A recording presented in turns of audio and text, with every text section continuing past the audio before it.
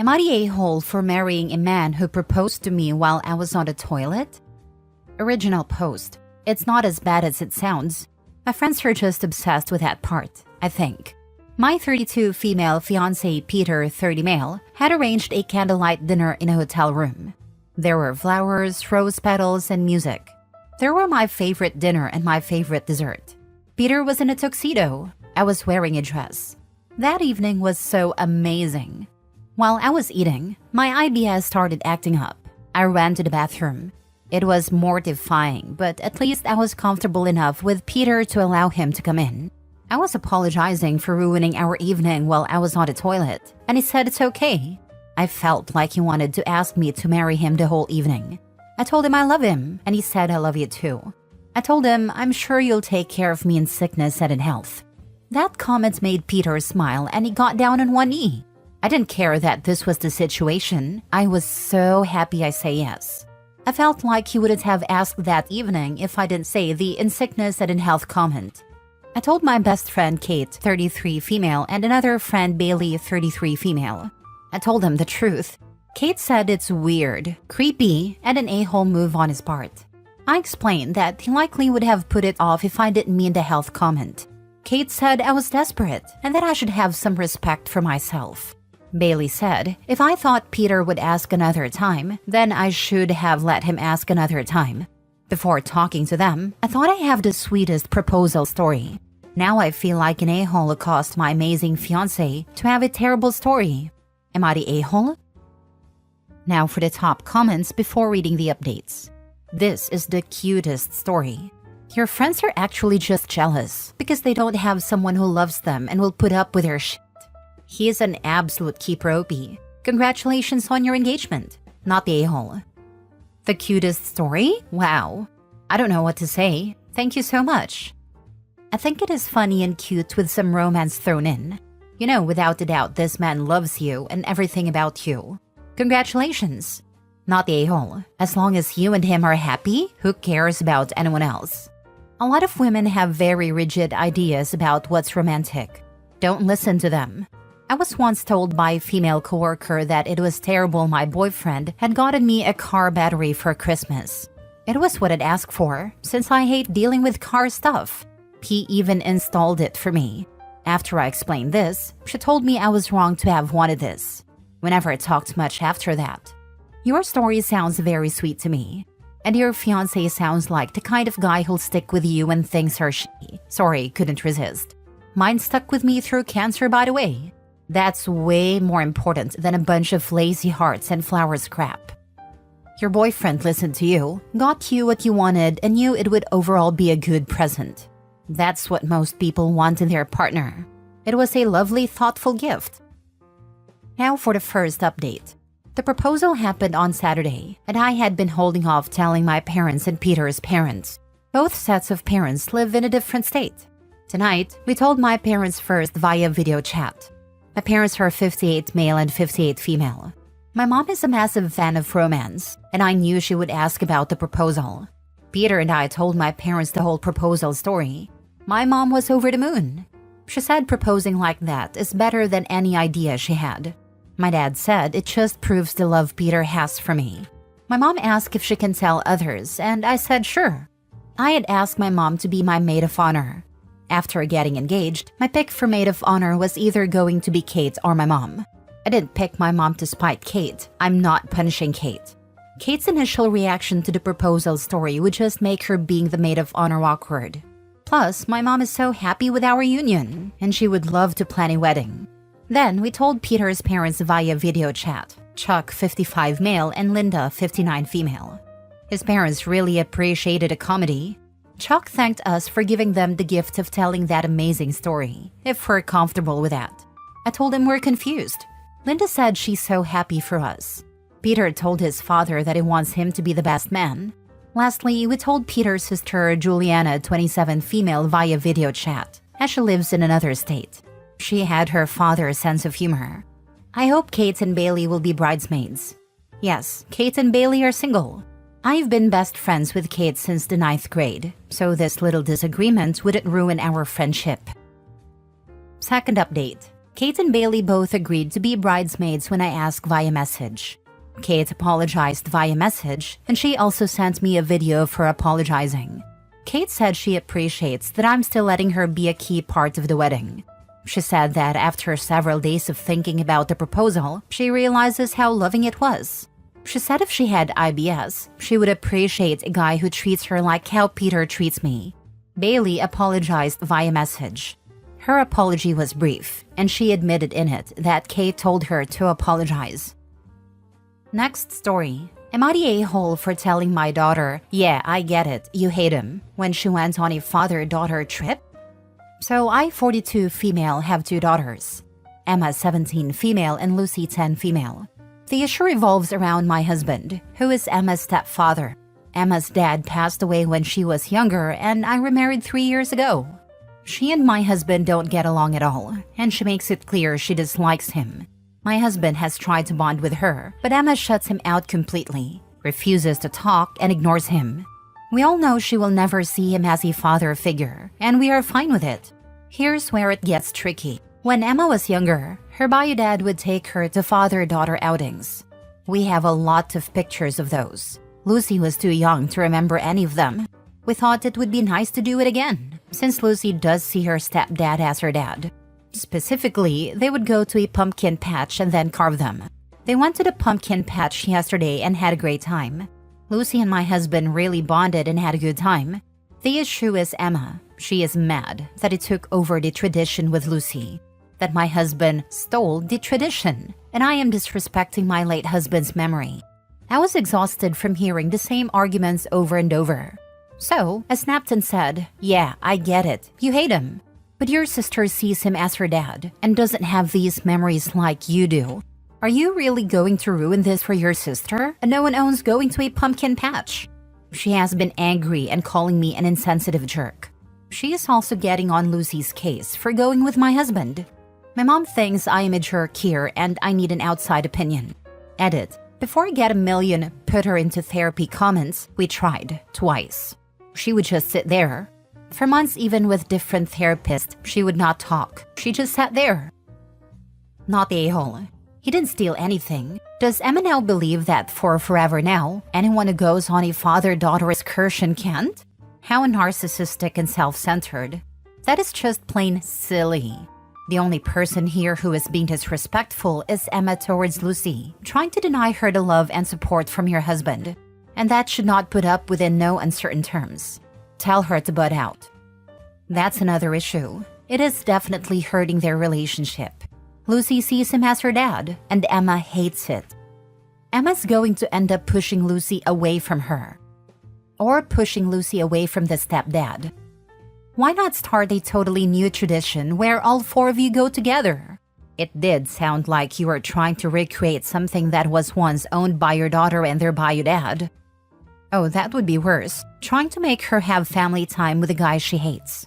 Not to mention, she would make a whole point about how he isn't family to her. That would be a no. So what are you trying to do to help with the adjustment for your daughter?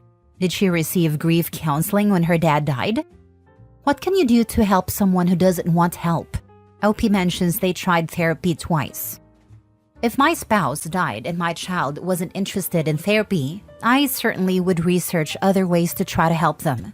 I would ensure her father's memory is still honored. May do something just with her daughter that her dad would have liked. OP comes across as a little dismissive of her daughter's feelings.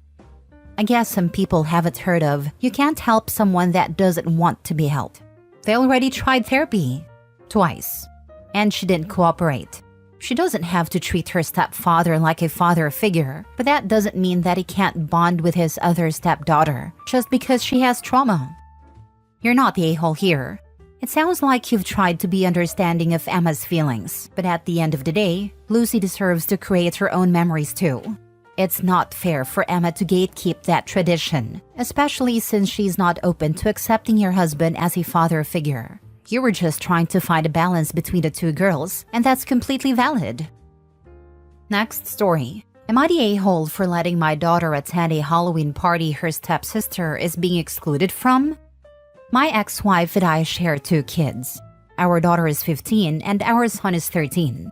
We divorced 11 years ago, and we share custody of the kids 50-50. My ex is remarried and she has a stepdaughter in her home, the same age as our daughter. My ex and her husband have tried to make the kids close, but especially the two girls because they're the same age. This has not worked. I know from my kids' time with me that they have zero closeness to her, and my daughter in particular doesn't like her stepsister. From speaking to my ex about issues in the past, I know her stepdaughter has trouble with other kids liking her, and she gets excluded by them more frequently than she's included by others. This was something my ex wanted me to address with our kids before.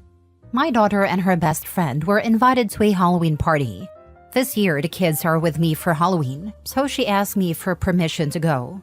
I spoke to the hosting parent and I felt like it was safe for my daughter to go under the circumstances. My ex discovered I have given our daughter permission to go, and she was furious. She asked why I hadn't offered to take her stepdaughter to begin with, because she learned I was dropping the girls off and picking them up. Then she mentioned her stepdaughter was excluded from the party, and that every other kid in their grade is included. She felt that this meant our daughter should not be attending either, in support of her stepsister. She tried to forbid me from allowing our daughter to go. I told her it wasn't a decision she could make. She argued that I should be encouraging a supportive sibling dynamic between the girls, and that it seems like our kids only support each other and not their stepsister, who they've known for more than half their lives. My ex told me I'll be a real a-hole to a 15-year-old girl if I let our daughter go to this party. Am I the a-hole? Not the a-hole. Your daughter is her own person. If she wants to go to a party, has your permission, and you are her guardian for that period, then you are in the right to allow her to go there. You aren't encouraging any bullying or discrimination of your ex's stepdaughter, and you certainly wouldn't be encouraging any supportive sibling dynamics between the girls by punishing your daughter by not allowing her to go. My only concern with the party was, would it be a safe space? It's not going to be the type of party where teens are drinking, etc. And there are enough adults present that I feel good about it. Adults I would trust. So yeah, I feel like that would be the only reason for me to say no.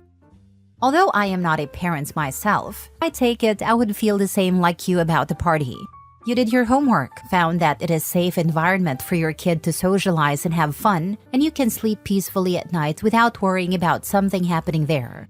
By the way, do you know why ex's stepdaughter is excluded from the party? That's always my concern with parties. A lot of teen parties making the local news in recent years for the worst of reasons. So I always try to make sure my kids are safe. Not exactly, but I believe it's all coming from her being excluded just in general at school. It sounds like she is regularly the kid left out. Not the a-hole. I can understand why your ex-wife is struggling with this situation. It's hard to raise children under the same roof who are having two very different social experiences at school. But punishing your daughter for that isn't going to magically make the situation better. It's just going to further the gap between the two of them. Encouraging a supportive dynamic between the girls goes both ways, but it can be as simple as your daughter acknowledging that this is likely tough for her stepsister and remaining kind to her in the home. My ex-wife doesn't see it as a punishment. She views it as something my daughter would do for her brother, which is true, so she should do it for her stepsister too.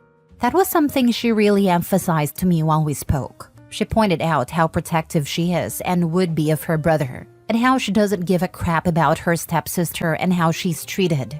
This has been an issue for her for years. But she also won't answer if roles were reversed, if her stepdaughter would do it for ours. Deep down, she recognizes it's both girls who are disinterested, but she finds it easier to focus on ours. Last story. Am I the a-hole for telling my brother and sister-in-law there's nothing I can do about their Christmas card photos being unsendable? My brother and sister-in-law got their Christmas card photo taken about a month ago now. They used a friend of mine who does family photos. This has apparently encouraged them to expect a lot out of me, because now they have a problem and they don't know what to do. My brother and sister-in-law have been married for 3 years and have a 6-month-old together. Sister-in-law also has 2 older kids, 13 and 11, from her first marriage. She was a widow when my brother met her. They're not the nicely blended family they wanted to be, and her kids from the first marriage didn't want to be in the photos. There was a huge battle to take them, but the kids looked a mix of angry and disgusted in all of them. Like legit glaring and looking ready to puke, while my sister-in-law and brother are smiling and the baby looks peaceful. A couple of them even show how distant they want to be from my brother and the baby. It's like they're leaning away from them. Sister-in-law said the photos are unsendable, and there's no way she could let family and friends see them. But I'm not sure what I'm supposed to do here. They complained to me 3 times so far, and the last time they told me I need to do something and fix it. I asked them what they expected me to do, that I'm not the kid's favorite person or even a trusted adult in their eyes, and I can't magically erase their expressions. My friend was honest with them while the photos were being taken, but they didn't take it serious until they saw them. I told them after back and forth that there's nothing I can do about the photos being unsendable. Sister-in-law told me I'm not being very supportive. Am I the a-hole? Not the a-hole. What is there to support? Your brother and sister-in-law forced her 2 older kids to go and have family photos taken, and they weren't happy, and it showed. Your brother and sister-in-law need to get real and understand that forcing things like this will only drive the kids away the second they turn 18. 100%. I used to be a professional photographer. I quit because of people like OP's sister-in-law. There's nothing I can do if your kid won't cooperate. And no, you can't have a refund because your kids were brats and refused to smile. They should not have forced the older kids. Not the a-hole. Our blended family isn't, and the photos we had taken reveals that. They're focusing on the wrong thing here. The photos aren't the problem. The fact that the older kids likely resent their new half-sibling and are clearly unhappy with the current situation is the problem. If they want to paper over the cracks, tell them to deep fake some smiles onto the older kids. But really, they need to put some effort into actually tackling the root cause of the unsendable photos. The camera doesn't lie. They could also do a photo collage for their Christmas card. Smiling photos of each of the kids from that year that were not taken at the forced family photos. If they don't have any pictures of the kids looking happy from the last year, then the sister-in-law has bigger problems and needs to reevaluate her life choices and put her kids in therapy.